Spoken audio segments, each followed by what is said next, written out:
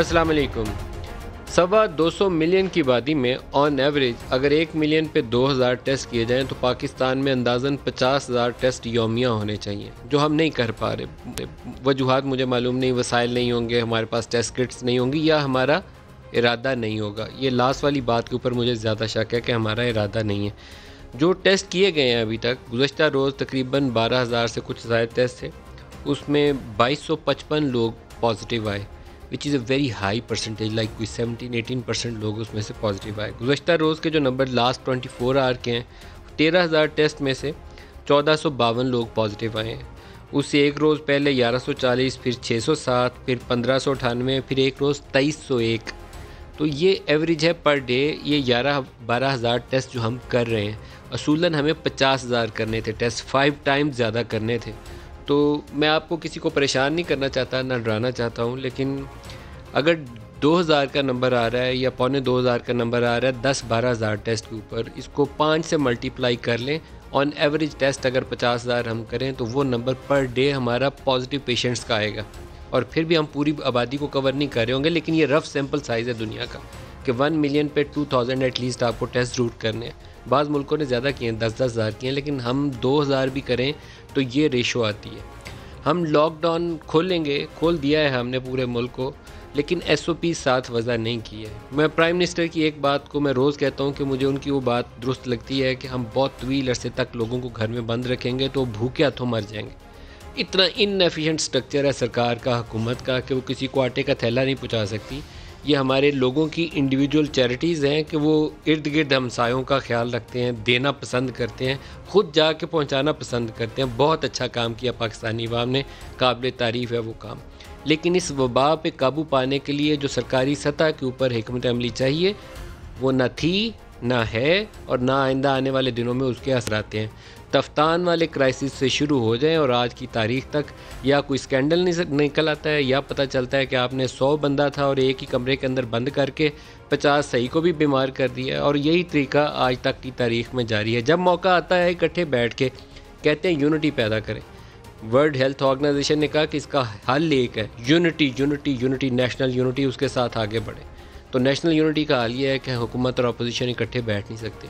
وہ پتہ نہیں کون سا سیم پیج ہے جس کا ہم ذکر کرتے ہیں. موجودہ حکومت اور اسٹیبلشمنٹ اس کے ایکشن بھی آپس میں میچ نہیں کرتے. ایک طرف سے اعلان آتا ہے، صوبوں کے اعلانات وفاق سے میچ نہیں کرتے. وفاق کہتا ہے کچھ نہیں کرنا، صوبے میں لاک ڈاؤن کر دیتے ہیں. وفاق کہتا ہے خطرہ ہی کوئی نہیں ہے، وہ کہتے ہیں کہ نہیں لاک ڈاؤن کرتے ہیں. پرائم منسٹر آتے ہیں، وہ کہتے ہیں یہ ایلیٹ نے کروا دیا، اناؤنسمنٹ کہیں اور سے آ جاتی ہے. آج WHO نے ایک اور اناؤنسمنٹ بھی کی ہے، میں وہ آپ کو سنوانا چاہوں گا. بڑی میننگ فل ہے اور اس سے خوفزدہ ہونے کی ضرورت نہیں ہے. بعض چیزیں جو ہیں لوگوں کو سمجھانے کی خاطر کہی جاتی ہیں، لیکن عقل والے جو ہیں ان کو اس سے کچھ سیکھنے کی کوشش کرنی چاہیے. ورلڈ ہیلتھ آرگنائزیشن نے کیا کہا جی، آج دکھائیے گا. ورلڈ ہیلتھ آرگنائزیشن کہہ رہی ہے کہ شاید یہ وائرس کبھی جائے ہی نہیں. جس طرح کہ HIV ایڈز کے ساتھ ہوا تھا، تو ہمیں اس کے ساتھ طریقہ کار وضع کرنے پڑیں گے. علاج بھی نکلائے گا، ویکسین بھی نکلائے گی، لیکن اپنے طریقہ کار بدلنے پڑیں گے. کیا ہم اس کے لیے تیار ہیں، یا ان وزراء کے بیانات کو سامنے رکھا جائے کہ ہم نے لاک ڈاؤن کھول دیا ہے، اب لوگوں کی ذمہ داری ہے کہ اپنی حفاظتی تدابیر کریں کہ کیسے بچنا ہے. آج کے پروگرام میں ہمارے ساتھ مہمان شخصیت کے سابق وزیر اعظم شاہد خاقان عباسی صاحب. عباسی صاحب آپ کو خوش آمدید کہتا ہوں. قومی اسمبلی کا اجلاس میری دلی خواہش تھی کہ یہ 8-10 روز چلے اور تب تک ختم نہ ہو جب تک آپ سارے لوگ واقعی کسی ایک نقطے کے اوپر، نیشنل ایکشن پلان کے اوپر متفق نہ ہو جائے، اور لوگوں کو لائیو دکھائیں، آپ سپیچ کریں، پرائم منسٹر آف پاکستان بولیں، شہباز شریف تقریر کریں اور بتائیں کہ آپ کے پاس پلانز کیا ہیں، آپ کی انڈرسٹینڈنگ ایشوز کی کیا ہے، اور حل وہاں سامنے رکھیں. آپ کی بھی کیپیسٹی کا پتہ لگے، آپ کے دل میں درد کتنا اس کا بھی احساس ہو. لیکن وہاں تو ناچاکی والی کیفیت تھی، تکرار تھی، ایک دوسرے جملے بازی تھی، الزام تراشی تھی، فوکس اس کے اوپر نہیں تھا. نہیں، محل آپ کی خواہش ہے کہ کوئی دست و گریباں ہو جائے تو بہتر ہے. بھائی فوکس کریں کرونا کے اوپر. میں یہی کہہ رہا ہوں جی، وہاں تو کوئی کرونا کی بات ہی نہیں ہوئی. یہ اجلاس اپوزیشن نے بلایا تھا، یہ بے سود ثابت ہوا، کیونکہ پارلیمنٹ کا طریقہ کار ہے. اگر آپ اس کو فالو نہیں کریں گے تو پھر یہی ہوگا. وہ طریقہ کار بڑا سمپل ہے.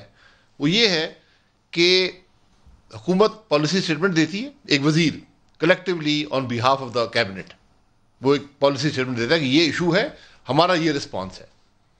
اپوزیشن 10 12 16 جو بھی تقریریں آپ نے کرنی ہے، دن ڈیسائڈ، وہ اپوزیشن بات کرتی ہے. ان رائے کو یا اس فیڈ بیک کو لے کر حکومت یا اپنے رسپانس کو امینڈ کرتی ہے یا اس کو مینٹین کرتی ہے اور بتاتی ہے کہ کیوں ہم مینٹین کر رہے ہیں، اور ایشو ریزالو ہو جاتا ہے. اس پھر آگے لائے عمل طے ہو جاتا ہے کہ ہم نے کوئی کمیٹی بنا دینی ہے جو اس کو اوورسی کرے گی، کوئی ایسا ایکشن لینا ہے، اور بات ختم ہو جاتی ہے. لوگوں کے سامنے بات کھل کے آ جاتی ہے ہوا کیا ہے. یہاں پر ایک تقریر ایک وزیر کرتا ہے، یہاں سے اپوزیشن کا ایک ممبر کرتا ہے. اب 8-10 جماعتیں ہیں اپوزیشن میں، پھر ایک حکومت کا وزیر بولتا ہے. بھئی وہ اضافی کیا بات کرے گا؟ وہ یہی بات کرتا ہے، آپ فلانے، آپ ڈینگے ہیں، آپ نے جو بات کی ہے جھوٹ ہے، آپ کرپٹ ہیں فلاں. اس پہ دیگا مشری، وہ پھر وہی سارا ماحول تباہ ہو جاتا ہے. آپ کو کوئی پلان دیا حکومت نے، بتایا ان کی اسٹریٹجی کیا؟ نہیں، آپ تقریر خود سن لیں. 6 وزیر شاید تقریر کر چکے ہیں، 6. تقریر ایک کی ضرورت ہے. شاہ محمود کو نہ ہیلتھ منسٹر آیا، پرائم منسٹر کو چھوڑ دیں، وہ آتے ہی نہیں ہیں، وہ پسند ہی نہیں کرتے.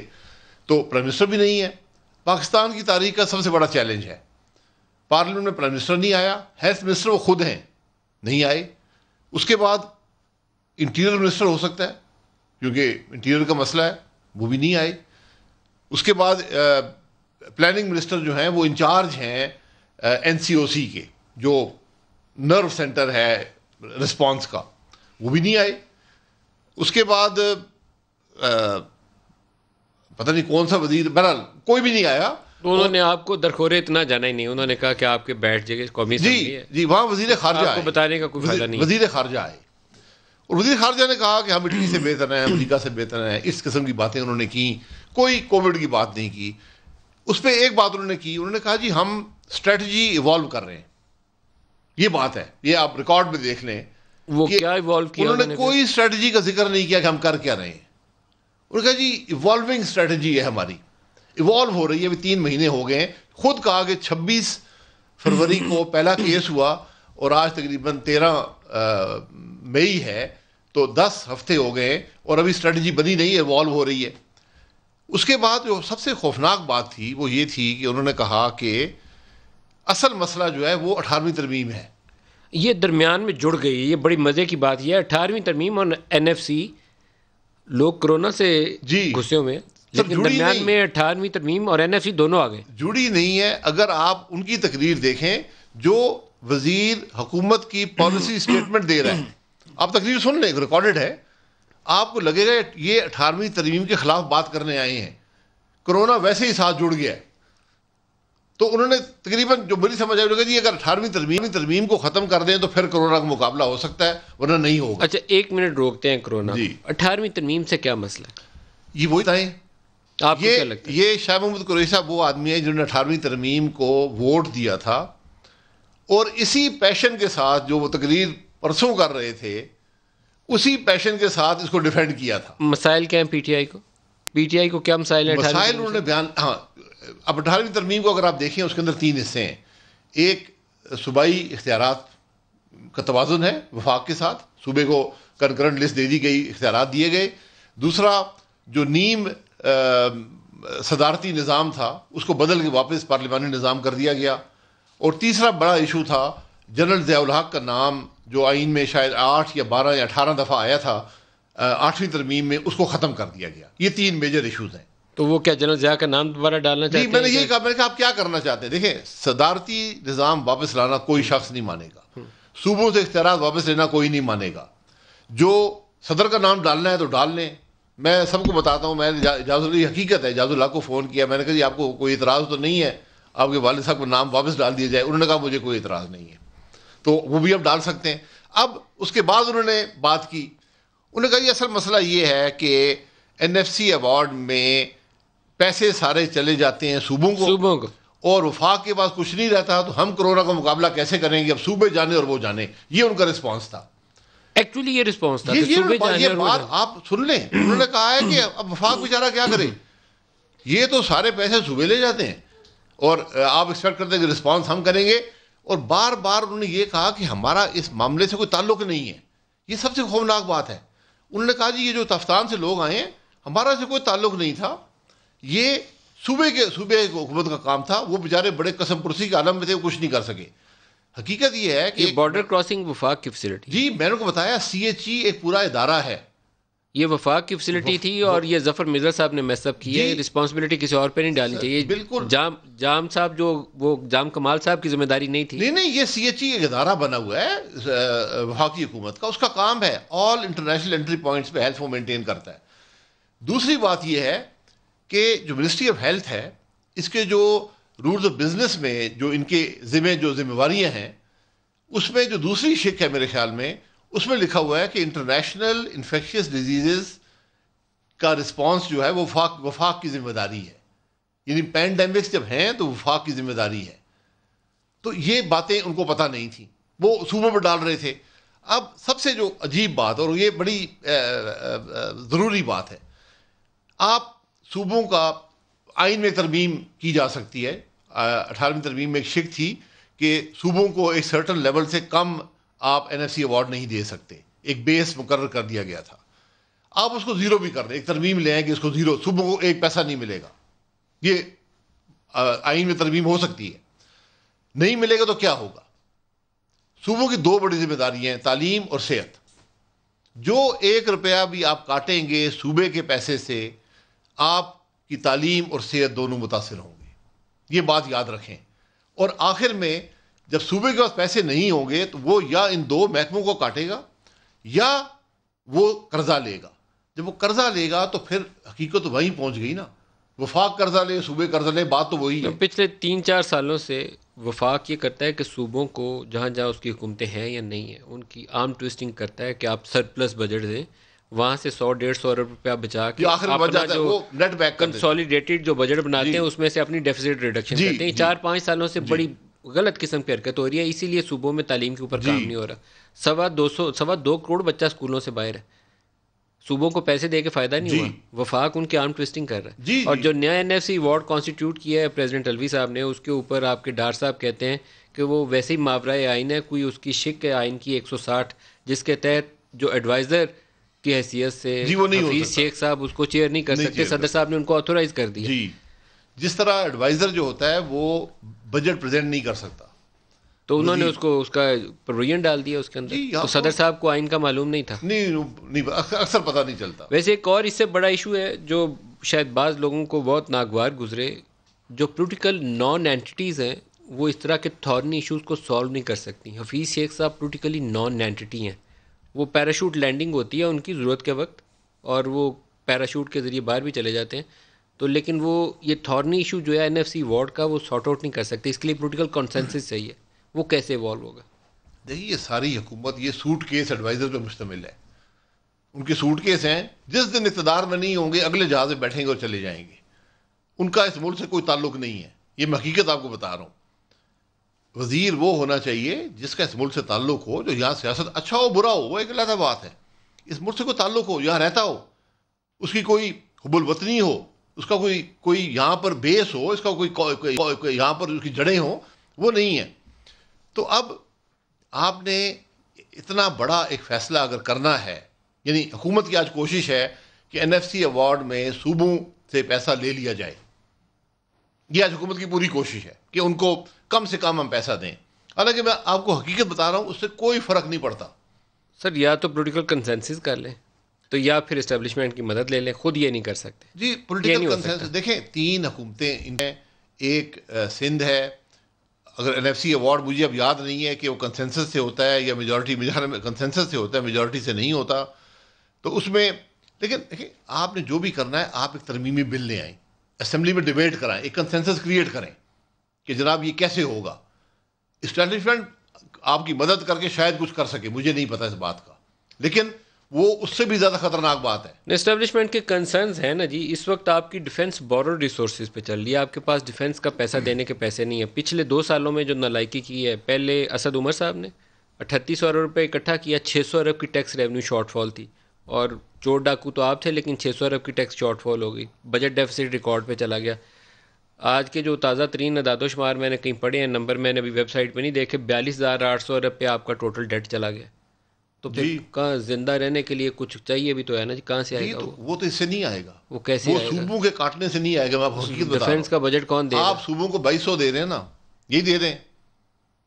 آپ 2200 کو صفر کر دیں, آپ کی صحت پہ کوئی اثر نہیں پڑے گا. ڈیفینس کی اسپینڈنگ پھر آپ آئی ایم ایف سے قرضہ لے کے ڈیفینس چلائیں گے, پھر یہ کریں گے. آپ اپنے اس وقت آپ کی حالت یہ ہے کہ آپ سوائے ڈیٹ سروسنگ کے ہر باقی بجٹ کی ایلیمنٹ کے لیے آپ کو قرض لینا پڑے گا. ایٹ بیسٹ اگر انہوں نے اس سال 4,000 ارب کا ٹیکس ریونیو اکٹھا کر لیا, جی ایٹ بیسٹ, جی, تو اس میں سے 3300 ارب یا 3250 ارب روپے انٹرسٹ پیمنٹ. جی بالکل. 3,000 اب انٹرسٹ ریٹ کم ہو گیا, اب کم ہوا ہے, 27,250 3,000 پہنچ جائیں گی, لیکن وہ 4,000 میں سے 2,200 صوبوں کو بھی جانا ہے, وہ 2,200 صوبوں کو جانا ہے, وہ مت بھولیں. تو انٹرسٹ پیمنٹ کے بھی پیسے پاس نہیں ہیں. جی, وہ ہم یہاں رول اوور کریں گے. جی, تو وہ آپ صوبوں کے کاٹ لیں 200 400 600 ارب کیا کر لیں گے. تو سر یہ جو ایک مسئلہ مت کھڑا کریں. ہم نے جو ماہرین لا کے بٹھائے ہیں جنہوں نے 13.25% پہ پہلے بورنگ کی, انٹرسٹ کو چڑھایا, روپے کی کبھی 150 پہ کبھی 170 پہ ادھر سے ادھر سوئنگ کی اس کی, یہ ایکسپرٹس ہم نے کہاں سے ڈھونڈے سر؟ سر جنہوں نے ڈھونڈے ان سے پوچھیں. ایکسپرٹس نے کیا آپ کی گروتھ ختم کر دی, آپ کی انفلیشن بڑھا دی, آپ کے ملک میں انویسٹمنٹ ختم ہو گئی, صرف ایک پیسہ ہے ہاٹ منی, اس کو ہم پروٹیکٹ کرتے رہے 6 مہینے, ہم نے ہاٹ منی کو پروٹیکٹ کیا, انٹرسٹ ریٹ نہیں چھیڑا. پھر جب سمجھ آئی, ہم پہلے دن سے کہہ رہے تھے یہ غلط کر رہے ہیں, 13.5% کا انٹرسٹ ریٹ سسٹینیبل نہیں ہے, ملک میں گروتھ ختم ہو جائے گی, اور ہوئی. جب سر پہ پڑ گئی تو پھر جا کے آخری دن میں 3 حصوں میں انٹرسٹ ریٹ کم ہوا. ابھی اور کرنا پڑے گا, یہ اٹک کے بیٹھے ہوئے. یہ آپ کو کمپیٹنس دکھا رہا ہے اسٹیٹ بینک کی, انکمپیٹنس ہے اس کی. جی میں وہی انکمپیٹنس, وہ مانے نہیں, ہمیں گالیاں نکالتے تھے, ہم نے جس وقت سوال کیا تو ہمیں اٹیک کرتے تھے کہ انہوں زیادہ پتہ ہے, گورنر اسٹیٹ بینک کو نہیں پتہ. خود مجھے بتائیں نا, کون سا دنیا میں اسٹیٹ بینک ہے جو انٹرسٹ ریٹ آدھا کر سکتا ہے؟ آدھا. یہ لوگ پوائنٹس میں جاتے ہیں, 0.4 0.5, آپ ایک دفعہ 2 کر کچھ, آپ کی سوچ کیا ہے, یہ اس کی عکاسی ہے. تو وہ ٹرسٹ ہی ختم ہو گیا ہے انویسٹر کا. تو اب ریورسل کیسے آئے گی, بہتری کی جانب کیسے جائیں گے؟ بہتری جانب وقت لگے گا, یہ کوئی معجزات یہاں نہیں ہے. آپ کو میں اللہ کرے میں غلط ہوں, میری اسیسمنٹ ہے کہ جہاں پر آپ 31 مئی 2018 کو تھے, آپ کو 5 سال لگیں گے وہاں پہنچنے پہ. 5 سال آپ کو مزید لگیں گے, جہاں پہ جو گروتھ ریٹس, جو آپ کی ڈیٹ ٹو جی ڈی پی ریشو تھا, ان سب کو اس سطح پہ مینٹین کرنے کے لیے اگر ہم آج سب مل کر کام کریں, جس طرح ہم نے کرونا کے لیے, یعنی ہم کرونا کے لیے اکٹھے نہیں ہو سکے. کرونا پاکستان کی تاریخ کا سب سے بڑا چیلنج, دنیا کی شاید موجودہ ہسٹری کا سب سے بڑا چیلنج ہے. پرائم منسٹر آپ کے ساتھ بیٹھنے پہ تیار کیوں نہیں ہے, آپ کے ساتھ شہباز شریف کے ساتھ, بلاول کے ساتھ؟ سر ویسے نہ بیٹھیں, اگر کوئی ان کو فزیکل ہم سے مسئلہ ہے تو اس پہ بیٹھ جائیں, ورچولی بیٹھ جائیں. وہ ویڈیو کانفرنس سے بھی اٹھ کے چلے گئے. جی وہاں سے بھی اٹھ کے چلے گئے. یہ وہ بتائیں نا پاکستان کے عوام کو ان کا مسئلہ کیا ہے. وہ ہو سکتا ہے سمجھ تو آپ سب کے اوپر نیب کیسز, آج آپ کی تو آج بھی پیشی تھی, تو وہ کہتے ہوں گے میں نہیں بیٹھا. پیشیاں ہماری ہوتی رہتی ہیں, پیشیاں تو ان کی بھی ہو سکتی ہیں, کوئی مسئلہ نہیں ہے. کیونکہ جو سوال نیب مجھ سے پوچھ رہا ہے, اگر اس کا جواب پرائم منسٹر صاحب دے دیں تو میں ان کو مان لوں گا. نیب نے کیا پوچھا آپ سے؟ جو بھی پوچھتے ہیں جی 20 سال کے اپنے آمدن, اخراجات, بجلی کے بل, گیس کے بل, بچوں کی اسکول فیس, یہ سب بتا دیں. آپ کے خرچے, ٹریول کے خرچے میں نے لکھ کے دے دیے, میرے پاس ہیں. پرائم منسٹر صاحب بتا دیں, چیئرمین نیب بتا دے, 88 سے 32 سال کے بتائیں نا, کوئی اور بتائے, پرائم منسٹر بتا دیں. میں تو سمپلی نیب کا, میں اگر کسی کو تکلیف ہے کہ نیب کیمرہ لگائیں, لائیو پاکستان کے عوام کو دکھائیں کہ آپ کیا سوال پوچھتے ہیں. آئی او آ کے پوچھ لے. نیب کے باہر جب ہم جاتے ہیں, نیب کے باہر پورے پاکستان کا میڈیا کھڑا ہوتا ہے. میری تو خواہش ہے کہ آئی او باہر آ جائیں, ڈی جی صاحب آ جائیں, چیئرمین جو بھی آتا ہے وہاں آ کے سوال کر لیں ان کے سامنے.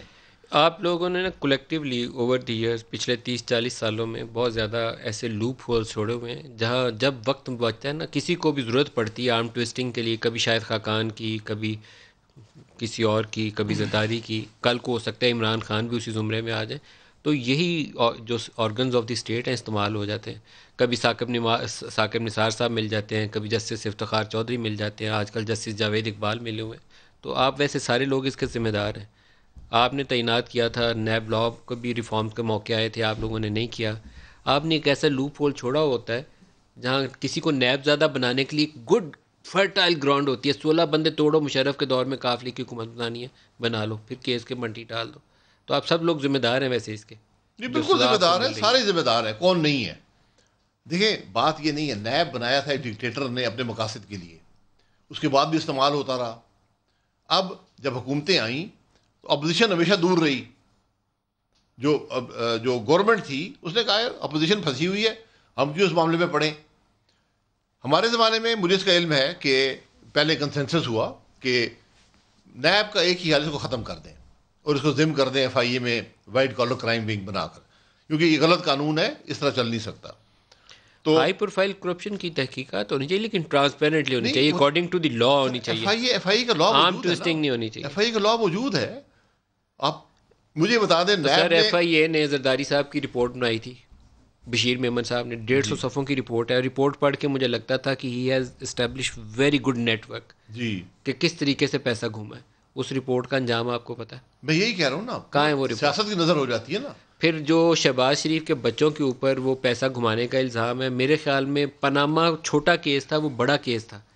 سر جو بھی ہے جس نے کیا وہ کہاں ہوا ہے, اس کیس کدھر ہے؟ اس سے نہیں کہتا مٹی پڑی کہ نہیں پڑی اس کیس کے اوپر. مٹی کیا پڑی ہے, ایک اور صاحب آگے وہ نیب اور FIA سے بالا تر ہیں, وہ صرف پریس کانفرنسز کرتے ہیں, آگے الزامات لگاتے ہیں. سر انہوں نے یہ پیسہ بتایا کہ وہ جو 38 ارب UK سے لے کر آئے تھے وہ کہاں گیا؟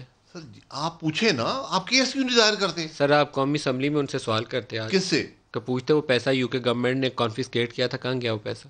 جی یہ سوال ہے, پہلے حکومت ایڈمٹ تو کرے نا, کورٹس ایڈمٹ کریں. آپ کو آج وہاں فلور آف دی ہاؤس کل پوچھے گا. سر یہ تو کرونا کل اجلاس ہے نا سر, تو فیصلہ ہونے دینا سر, کل اجلاس ہے نا, بعد میں آ جائے گا. وہ کورونا کے ساتھ چور ڈاکو والی باتیں بھی تو ہونی ہے نا جی, وہ تو آپ کے اوپر اسٹگما ہے نا, انہوں نے لگایا ہوا. تو آپ یہ بھی پوچھ لیجیے. آپ لوگ قبول نہیں کرتے, لوگ بھی سمجھ گئے, لوگ سب سمجھ گئے, یہ سب تماشا ہے, یہ سیاسی کل ایک یہ میری طرف سے سوال تو کر دیجیے. میں کر دیتا ہوں آپ کی طرف سے. میں ملک صاحب پوچھ رہے ہیں, میں میرا نام لے کے حکومت نے 38 ارب جو ضبط کیا تھا وہ کدھر گیا؟ UK گورنمنٹ نے ضبط کر کے حکومت پاکستان کو دیا تھا, وہ کہاں گیا اور کس لا کے تحت گیا؟ وہ پاکستان کا پیسہ تھا نا, کہاں گیا وہ؟ ٹھیک ہے جی, کوئی تو جواب آنا چاہیے نا جی. بالکل پوچھ لیتے ہیں جی. ویسے یہ بھی آپ کو بتا دوں کہ آپ اس وقت اسمبلی میں سوال ہی کوئی نہیں پوچھ سکتے, نہ جنرل موشن آ سکتا ہے. سر وہاں باقی آپ کا کوئی فورم کے تحت چل رہا ہے, وہاں تو لڑائی چل رہی ہے. میں یہی کہہ رہا ہوں نا, وہ کہتا ہے تو صبائیت کی بو آتی ہے, وہ کہتا ہے تو صبائیت کی بو آتی ہے. کرونا کی بجائے پتہ نہیں کیا باتیں کر رہے ہیں. میں یہی کہہ رہا ہوں کہ جو کام ہے ملک کے وہ اسمبلی میں ڈسکس نہیں ہوتے, وہاں الزامات ڈسکس ہوتے ہیں, ایک دوسرے کو گالیاں دی جاتی ہیں, ایک دوسرے کے لیڈروں کی. سر یہ سیشن ویسے جاری رہنا چاہیے 1 ویک مور, میں جاری لائیو ٹی وی کے اوپر. دیکھیں آپ کے 53 دن بھی باقی ہیں, کانسٹیٹیوشنلی 53 دن پورے کرنے آپ نے 17 اگست سے پہلے. لائیو دکھائیں تاکہ لوگوں کو پتہ چلے کہ capacity of the leadership of Pakistan, elected leadership. وہ لوگوں نے دیکھ لی ہے, 2 سیشنز میں دیکھ لی ہے, جو لیڈرشپ کرونا وائرس جیسے چیلنج کے لیے اکٹھی نہیں ہو سکی, جو سیاستدان اکٹھے نہیں ہو سکے, اس کی ذمہ دار لیڈرشپ ہے. سر ایک اور المیہ ہے اس وقت, وہ آپ لوگوں کو پتہ ہے ٹی وی کے اوپر صرف اس کا اظہار کرتے ہوئے, جو پاور سینٹرز ہیں نا, they are unknown who is actually running the country, who is the boss, who takes the decision. وفاق سے پرائم منسٹر اسپیچ کرتے ہیں, کچھ کہہ کے جاتے ہیں, 5 منٹ بعد کچھ اور ہو جاتا ہے, اگلے دن انہیں ایک تقریر کرنی پڑتی ہے, بتانا پڑتا ہے کہ میں نے لاک ڈاؤن کرفیو کی شکل میں کہا تھا, میں نے کرفیو نہیں چاہتا تھا. تو there are things which are happening here, لیکن وہ ہمیں پتہ نہیں چل رہی, غیر معلوم طریقے سے ہو رہی ہیں. ندیم بھائی صاحب, یہ ایک حقیقت ہے کہ کیبنٹ کا کوئی فیصلہ نہیں ہے کہ لاک ڈاؤن ملک میں کریں, کوئی فیصلہ نہیں. دکھائیں تو who took that کیبنٹ میں جب بھی فیصلہ ہوتا ہے ایک سمری آتی ہے, اس میں ڈسکشن ہوتی ہے اور فیصلہ ڈاکیومنٹ ہوتا ہے کہ ہاں آج کیبنٹ نے لاک ڈاؤن کا فیصلہ کیا, اور لاک ڈاؤن کی یہ ڈیفینیشن ہے. جیسے آپ نے ایگری کیا نا کہ تراویح کے لیے 20 پوائنٹس صدر صاحب نے کیا, صدر صاحب نے ایک انیشیٹو لیا, انہوں نے علماء کے ساتھ بیٹھے اور 20 پوائنٹس پہ ایگری ہو گیا کہ تراویح پڑھنے کے لیے 20 پوائنٹس امپلیمنٹ ہوں گے. اسی طرح لاک ڈاؤن کا اگر آپ نے فیصلہ کیا ہے تو ساتھ لکھا ہونا چاہیے تھا کہ یہ لاک ڈاؤن کا طریقہ ہے, یہ ہم کریں گے. ایسا کوئی فیصلہ نہیں ہے جہاں تک میری نالج ہے. اس کے بعد کیبنٹ کا ہی فیصلہ ہے کہ لاک ڈاؤن کو ایز کرنے کا فیصلہ ہے. اگر آپ نے لاک ڈاؤن کیا نہیں ہے تو ایز کیا کرنے, کوئی شکیں اس کی ایز کریں گے نا. اگر لاک ڈاؤن کی 20 شکیں تھیں تو آپ 10 نکال دیں گے, پھر کبھی اسمارٹ لاک ڈاؤن کریں گے. تو آپ کو یہ نہیں لگا, جو میرا بنیادی سوال ہے جس کے اوپر میرا کنسرن ہے actually as a matter of fact, executive has lost control and power centre has shifted somewhere else. Sir Imran Khan and PTI government has lost control. ان کی کوئی اس وقت ریٹ نہیں ہے, اینڈ پاور کوئی ڈیسیژن میکنگ نہیں ہے. And power centre has actually shifted somewhere else. Sir یہ اللہ بہتر جانتا ہے, مجھے لگتا ہے پاور سینٹر ہے ہی کوئی نہیں, یہ کنفیوژن ہے. آپ 2 دن میں دیکھ لیں, آپ نے کہا ایز کریں گے, اور یہ حقیقت ہے لاک ڈاؤن پاکستان میں اس سے پہلے ہی ختم ہو گیا تھا. یہ اسلام آباد کو جو علاقہ ہے, آپ باقی پاکستان چھوڑ دیں, صوبوں کو چھوڑ دیں 1 منٹ کے لیے, اس علاقے میں بارکو میں چلے جائیں, کوئی لاک ڈاؤن نہیں. وہاں کرفیو لگا رہا, بارکو میں 2 ہفتے کرفیو رہا ہے, کرفیو. آج وہاں کوئی لاک ڈاؤن نہیں ہے, بلکہ 2 ہفتے سے نہیں ہے. ترنول چل جائیں, کوئی لاک ڈاؤن نہیں ہے. F6 F7 میں جدہ مارکیٹ بند ہے, سپر مارکیٹ بند ہے, وہاں کے ریسٹورانٹس بند ہیں. آپ F10 یہاں چلے جائیں, بازار میں دیکھیں کیا حال ہے. G9 G10 میں, I9 میں چلے جائیں, معمول کی زندگی چل رہی ہے. یہ بڑی, آپ پنڈی چلے جائیں, آٹو پائلٹ تو نہیں ہے, کوئی تو چلا رہا ہے. کوئی کیا چلا رہا ہے, میں یہی کہہ رہا ہوں نا, یہی تو بات ہے کہ آپ کی اسٹریٹجی ہے کہ ہم تو اسمبلی میں کہہ کے تھک گئے, لیکن جو چلا رہا ہے وہ نظر نہیں آ رہا, معلوم نہیں پڑتا کہ کون فیصلہ کر رہا ہے. کیا چیز چلا رہے ہیں, کیوں چل کچھ بھی نہیں رہا. آپ کہتے ہیں لاک ڈاؤن, آپ حکومت نے کہا لاک ڈاؤن ایز کر رہے ہیں. پنجاب نے آج سیل کر دی ہیں مارکیٹس, پنجاب حکومت نے آج مارکیٹ سیل کی ہیں لاہور میں. سندھ حکومت نے بند کر دی ہیں پھر سے مال اور سب کچھ, کیونکہ انفیکشن ریٹ اتنی تیزی سے بڑھا. ڈیسیژن میکر کون ہے؟ ڈیسیژن ہے نہیں تو میکر کون ہے؟ دیر از نو ڈیسیژن ان پاکستان.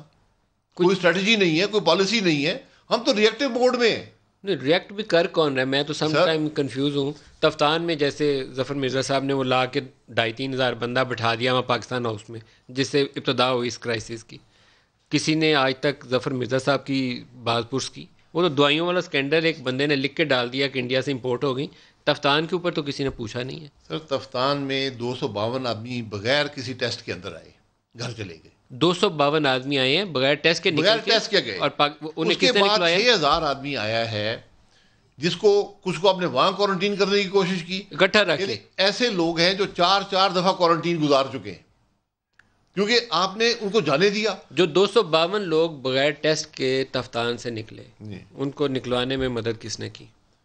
یہ تو اسٹیبلش کر رہے نا, میں تو کسی پہ کبھی الزام نہیں لگاتا, لیکن یہ تفتیش ہونی چاہیے. یہ کنفرم نمبر ہے کہ 252 پیپل جو ہیں یہ وہاں سے نکلے. اس کی تفتیش ہونی چاہیے. ڈاکٹر ظفر مرزا صاحب جہاں تک میری نالج ہے خود گئے ہیلی کاپٹر میں تفتان, اس کو ڈینائی کر دیں, وہاں رہے 1 یا 2 دن, اور حالت جو ہوئی وہ آپ کے سامنے ہے. وزیر خارجہ ملک کا اسمبلی کے فلور پر giving the policy statement of the COVID crisis, وہ کہتا ہے کہ ہمارا تفتان سے کوئی تعلق نہیں ہے. نہیں, یہ تو غلط اسٹیٹمنٹ ہے. تفتان فیڈرل فیسلٹی ہے, بارڈر کراسنگ. ہر بارڈر کراسنگ CHE کے تحت اس کی ہیلتھ مانیٹرنگ ہوتی ہے. آپ اور کہنے لگے وہ تو ایک گاؤں ہے, ہم کیا کرتے ہیں, وہاں تو کچھ تھا ہی نہیں. یار گاؤں ہے, آپ لوگوں کو کوئٹہ میں لا کے کوارنٹین کر سکتے تھے. آپ یقین کریں, آپ چلے جائیں جو پاکستان حکومت کی کووڈ-19 کی ویب سائٹ ہے, آپ کو 10 منٹ لگیں گے یہ پتہ کرنے میں کہ کوارنٹین اور آئسولیشن میں فرق کیا ہوتا ہے. یہ بیسک نالج ہے. یہ آپ جائیں, آپ ضرور دیکھیں. میں ابھی بھی دیکھیں کہ آئسولیشن اور کوارنٹین میں فرق معلوم کرنے کے لیے آپ کو بات سمجھ نہیں آئے گی. 2 سینٹنسز کی مار ہے. وہاں 6 لنکس کو کھولنا پڑتا ہے, وہ جو ڈاٹس ہوتے ہیں جو آگے ایڈیشنل انفارمیشن دیتے ہیں. تھوڑا سیاسی بات بتا دیں, آپ کی اور کوئی کاف لیگ کے درمیان جو شہباز شریف کے انٹرویو کے بقول تعلقات میں بہتری آئی ہے, وہ کیسے آئی ہے؟ نہیں, شہباز صاحب نے تعلقات کے ہونے کی بات کی ہے کہ بالکل ملاقاتیں ہیں, تعلق ہیں, سیاست بھی یہ رہتا ہے. ملاقاتیں ہیں اور تعلق جی ہمیشہ سے نہیں ہیں. جب بدترین حالات تھے, اب وہ تلخی نہیں ہے. دیکھیں تلخی سیاست میں کبھی مستقل نہیں ہوتی. ایک تلخی تھی جب کاف لیگ بنی ہے, بے انتہا تلخی تھی, لیکن اس تلخی کے اندر بھی مجھے یاد ہے کہ پرزلائی صاحب کے والد صاحب فوت ہو گئے تھے, تو ہم سب دعا کرنے گئے تھے, کیونکہ ایک 20-25 سال کا تعلق موجود تھا. ابھی بھی ریسنٹلی چودھری شجاعت بیمار تھے تو بڑے میاں صاحب نے کال کیا ہے, پھر نواز شریف بیمار تھے تو پھر ادھر سے چودھری برادران نے کال کیا, تو اب وہ سافٹ کارنر ایک دونوں طرف آ گیا. لیکن اس کا یہ مطلب نہیں ہے کہ ہم ان کے ساتھ مل کے کوئی سودا کر لیں گے اور حکومت کو گرا دیں گے. وہ حکومت کے اتحادی ہیں, اگر وہ خود ناراض ہوتے ہیں, نہیں رہتے, وہاں پہ ان کی مرضی ہے.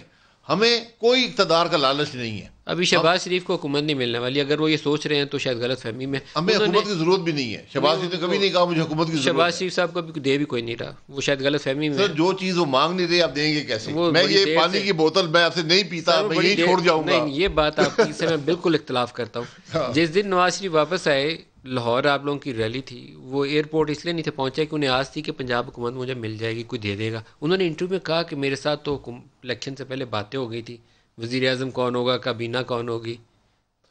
انٹرویو جو ہے اس کو اس کی وضاحت یا وڑائی صاحب کریں گے یا شہباز صاحب کریں گے، میں اسے پڑھنا نہیں چاہتا کیونکہ آپ پڑھیں نہ، لیکن یہ نون فیکٹس کچھ ہوتے ہیں. لیکن میں نون فیکٹ کی بات شہباز صاحب جن لوگوں سے ان دنوں مل رہے تھے، میں ان میں سے ایک دو کے ناموں سے واقف ہوں، جرنلسٹوں کے نہیں، دوسرے لوگوں سے. آپ کو بھی کابینہ کے نام واقف ہے یا نہیں؟ نہیں، جن لوگوں سے وہ مل رہے تھے ان کے ناموں سے واقف. کیونکہ میں نے کئی لوگوں سے پوچھا کہ میرا نام بھی کابینہ میں تھا یا نہیں تھا، یہ عام سوال ہے. آپ اگر آج پوچھتے ہیں تو شہباز شریف آپ کو اپنی کابینہ میں شامل نہ کرتے، اس وقت کا پتہ نہیں ہے. آج پوچھیں گے تو آپ باہر ہوں گے. یہ کہنا کہ شہباز صاحب ایئرپورٹ نہیں پہنچے، شہباز صاحب کوئی سپہ سالار نہیں تھے فوج کے حملہ آور ہوتے ایئرپورٹ پر.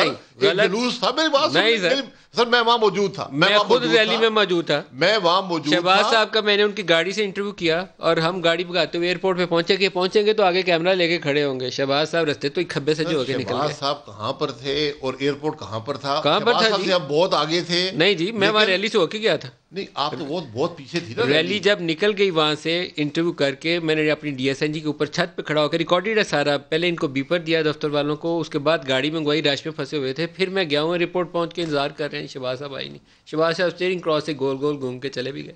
یہ دیکھیں، یہ بات مناسب نہیں ہے کیونکہ میں وہاں موجود تھا. ہم ان سے بہت آگے تھے. ہم بھی ایئرپورٹ سے 5 کلومیٹر پہلے ہی اتنی سر ابھی بھی جفیاں ڈال کے آپ کو کوئی پنجاب حکومت نہیں ملنی، آپ کو سینٹر میں سے حصہ نہیں ملنا. شہباز شریف صاحب کی یہ جو غلط فہمی ہے نا کہ جفی ڈالنے سے حکومت ملنی ہے، یہ غلط فہمی ہے. سر ہم حصہ مانگنے والے ہی نہیں ہیں. تو وہ ملاقاتیں کیوں کر رہے تھے الیکشن سے پہلے کہ ملک میں آئین کی بالادستی، آئین کے مطابق کون سی آئین کی بالادستی جی؟ الیکشن سے پہلے کن سے ملاقاتیں کر رہے تھے بتائیں؟ وہ کس آئین کے تحت ملاقاتیں کر رہے ہیں؟ کہا نا یہ شہباز صاحب بتائیں گے. دیکھیں میں نے پہلے کہا ہے شہباز صاحب یہ سچ نہیں بول سکتے. میں 31 مئی 2018 تک وزیر اعظم تھا، مجھے کسی ایسے کانٹیکٹ کا علم نہیں ہے. اس کے 7 ہفتے کے بعد الیکشن ہو گئے 26 جولائی کو، تو یہ باتیں ہوئی. اسی دوران میاں صاحب کنوکٹ ہوئے، جیل چلے گئے. تو آدمی یہ سودے بازی جیل جانے کے لیے کرتا ہے، بڑے الیکشن ہارنے کے لیے کرتا ہے. بڑے میاں گئے تھے اور وہ واپس آئے تھے اس آس کے اوپر کہ شاید کچھ معاملات چلیں گے، سڑک کے اوپر لوگ آئیں گے، شور شرابہ ہوگا، الیکشن جیتیں گے، پارٹی پاور میں آئے گی. لیکن وہ جو آس امید تھی چھوٹے بھائی کی دلائی ہوئی، وہ پوری نہیں ہوئی. لیکن میں ان باتوں کی اسپیکولیشن میں کوئی فائدہ نہیں ہے. اسپیکولیشن نہیں ہے. میں دیکھیں میں اسی لیے کہتا ہوں، پیچھے مڑ کے دیکھیں تو آپ کو ساری چیزیں، آپ وہ جگسا پزل میں ساری چیزیں میں اسی لیے کہتا ہوں کہ اس ملک میں ٹروتھ کمیشن بنا دیں. جنرل ندیم ملک صاحب بھی جا کے بتا دیں جی یہ باتیں ہوئی تھیں جون 2018 میں فلانے سے ہوئی تھیں. جو 2 جرنلسٹ اس میں ہیں وہ بھی چلے جائیں، بتا دیں جی کابینہ کے ممبران. جرنلسٹوں سے زیادہ شہباز صاحب یہ بتائیں کہ ملے کس سے تھے؟ وہ جرنلسٹوں سے زیادہ کس سے ملے تھے جس نے یقین دہانی کرائی تھی؟ سر جس سے ملے تھے وہ بتا دیں گے. شہباز صاحب نہیں بتا رہے، وہ بتا دیں گے. میں یہی کہہ رہا ہوں، I assure you that person is far more powerful than any journalist or chief minister of Pakistan. وہ جس سے مل کے تو وہ یہ توقع لگا کے بیٹھے. میں آپ کو یہی بات کہہ رہا ہوں کہ یہ چیزیں ہوئی ہے نہیں ہوئی، ان کی آج ریلیونس نہیں ہے. یہ تاریخ کا حصہ ہے، ہم سبق ضرور حاصل کر سکتے ہیں. اس کو ڈاکیومنٹ تو کر دیں، ایک ٹروتھ کمیشن بنا دیں. یہ سچائی آپ لوگوں کو بولنی ہے، اور جس دن بولیں گے اس دن پاکستان کا نظام درست ہوگا. وہ آپ بولنے پہ آپ کی جماعتیں بھی تیار نہیں ہیں. عمران خان کو بھی بولنی پڑے گی. ابھی تو پاور میں بیٹھے ہیں نا، بڑا مزہ آتا ہے، اس کو اندر. وہ نیب کا چیئرمین بندے فٹافٹ نہیں تھا پکڑ رہا، ایک ویڈیو ڈالی، نیب بندہ تیز ہو گیا، اب وہ روز بندہ پکڑتا ہے ایک. تو یہ سارا کسی دن آپ کو سچ بتانا پڑے گا بشمول عمران خان کے. آپ اپنا پروگرام بند کرانے کے چکر میں. سر اب میں کیا کروں؟ دیکھیں وہ جس طرح ویڈیو آئی نیب چیئرمین کے اوپر، اگر کسی اور کے اوپر آئی ہوتی تو اس بندے کے خلاف تحقیقات ہونی چاہیے تھی. اس نے اس کے خلاف کیس بنانے تیز کر دی. نیب چیئرمین وہ کیس دیکھتے، فیس نہیں دیکھتے. اب وہ پنجاب میں ایک کرائسس لائک سچویشن تھی، پریشر ڈیولپ ہو رہا تھا، اور وہ چودھریوں کے کیس ہوں گے، وہ اس کے مونس کا نام ہے شوگر والے کرائسس کے اندر، وہ نکال لیے انہوں نے. آ جاؤ جی باؤ جی تسی بھی آؤ، سب کے تو ہیں کیس. دیکھیں نیب کو تو کام ہی ہے، سیاست کرنی ہو، سیاست کو موڑنا ہو، توڑنا ہو، نیب کو استعمال کر لو. شوگر کمیشن بتائے مجھے، آپ نے کیا جا کے پوچھا ان سے؟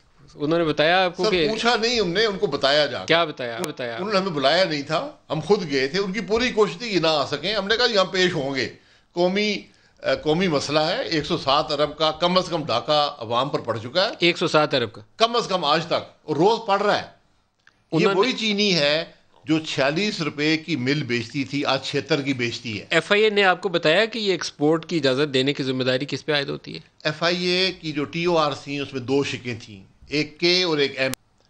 کے میں تھا کہ ایکسپورٹ کیسے ہوئی، اور ایم میں تھی ذمہ داری. ایکسپورٹ کی انہوں نے بات کی کہ ہاں جی ایکسپورٹ ہوئی ہے، اسی کی وجہ سے سارا مسئلہ ہوا، اسی کی وجہ سے ہوا، یہ ایف آئی اے کہتی ہے، یہ لکھا ہوا ہے رپورٹ کمیٹی، لیکن یہ نہیں لکھا ہوا کہ ایکسپورٹ کی اجازت کس نے دی، کس نے دی، نہ ای سی سی کا لکھا ہوا ہے، نہ کیبنٹ کا لکھا ہوا ہے، ویری گڈ، نہ ہی لکھا ہوا ہے یہ کمیٹی کی رپورٹ میں، اب یہ پبلک ڈاکیومنٹ ہے، نہ ہی لکھا ہوا ہے کہ یہ سبسڈی کس نے دی. تو ہم نے ان کو یہی بات بتائی، میں کہ جناب آپ کا مینڈیٹ ہے کہ پتہ کریں کہ شوگر پرائز پاکستان میں بڑھی کیوں، یہ آپ کا مینڈیٹ ہے. شوگر پرائز بڑھنے کی صرف ایک وجہ ہے، ایکسپورٹ. اگر حکومت سے غلطی ہو گئی تھی، ان کو غلط بتایا گیا کہ سرپلس نہیں ہے اور غلط بتایا گیا، آپ نے ایکسپورٹ کی اجازت دے دی، اس کی بڑی کلیئر انڈیکیشن ہوتی ہے پرائسز بڑھنی شروع ہو گئیں. آپ کو ایک دم کریکٹیو ایکشن لینا چاہیے تھا. سر اب یہ آپ نے صرف وہ نہیں کیا، آپ نے پھر 1 لاکھ ٹن کی اجازت دی، پرائسز اور بڑھنی شروع ہو گئی، 45% پرائز بڑھ گئی. حکومت نے کوئی کریکٹیو ایکشن نہیں لیا. کریکٹیو ایکشن کیا ہوتا ہے؟ ایکسپورٹ بند کر دیں، اگر ضرورت ہو امپورٹ کر لیں، یہ ماضی میں ہوتا رہا ہے، امپورٹ کر لیں، پرائز اسٹیبلائز کر لیں. شیئر انکمپیٹنس، شیئر کرپشن ہے. آپ کا خیال ہے کرپشن ہے 100%. میں آپ کو ثابت کر دیتا ہوں. اگر اس میں کرپشن کا ایلیمنٹ ہے تو پھر یہ رپورٹ جو فورینزک انویسٹیگیشن کی ہے نا کہ ایکسپورٹ کیسے دی اور ریبیٹ کیسے پنجاب سے حکومت منظور ہوئی، یہ کبھی رپورٹ منظر عام پہ نہیں، لکھ کے رکھ لیں. فورینزک وہ کر رہے ہیں ملوں کی، ملوں سے کیا مل کو تو آپ نے موقع دیا ڈاکہ مارنے کا، ٹھیک ہے جی. اور مل جو ہے جنرلی یہ پبلک لمیٹڈ کمپنیز ہیں، ان کی ویسے ہی آڈٹ ہوتا ہے. آپ نے فورینزک انویسٹیگیشن کریں ای سی سی کے فیصلوں کی اور کیبنٹ کے فیصلوں کی، اور اس بات کی کہ کیبنٹ وہ سمریز پبلک کرنی چاہیے کہ کیبنٹ اور ای سی سی کے پاس ہر مہینے پرائسز آتی ہیں کہ آپ نے سوچا کہ آپ نے ڈسکس کیا کہ چینی کی قیمت بڑی کیوں ہے. اس کے بعد تیسرا دو ایلیمنٹس یہ ہو گئے. چلے میں مانتا ہوں یار آپ نالائق تھے، آپ نے غلط فیصلہ ایکسپورٹ کا کر دیا، آپ نے کریکٹیو ایکشن کیوں نہیں لیا؟ آپ نے ہر مہینے دیکھا پرائسز بڑھ رہی ہیں. اس کے بعد حکومت نے خود کہا کہ ہم امپورٹ کریں گے، امپورٹ کی اجازت دیں گے، اور ٹی سی پی کو نہیں دیں گے، پرائیویٹ سیکٹر کو دیں گے. ساتھ ہی چپکے سے ایک ٹیکس لگا دیا امپورٹ آف شوگر پر، جو اتنا زیادہ تھا کہ اگر شوگر امپورٹ ہوتی وہ پاکستان میں 100-110 وائبل ہی نہیں رہی، اور آج تک پرائسز اسی سطح پہ قائم ہیں. یہ ڈاکہ ختم نہیں ہوا، اس کا ڈاکہ چل رہا ہے. آپ کا خیال یہ ہے کہ یہ مینوپولیٹ کیا ہے کچھ لوگوں نے، 4-5-7 لوگوں نے مل کے، تاکہ 100% مینیپولیشن ہے، کرپشن ہے، کلوژن ہے. سب سے بڑی اگلی دلیل یہ ہے. بریک لے لیں جی، بریک لے لیں، ہمارے ساتھ رہیے گا.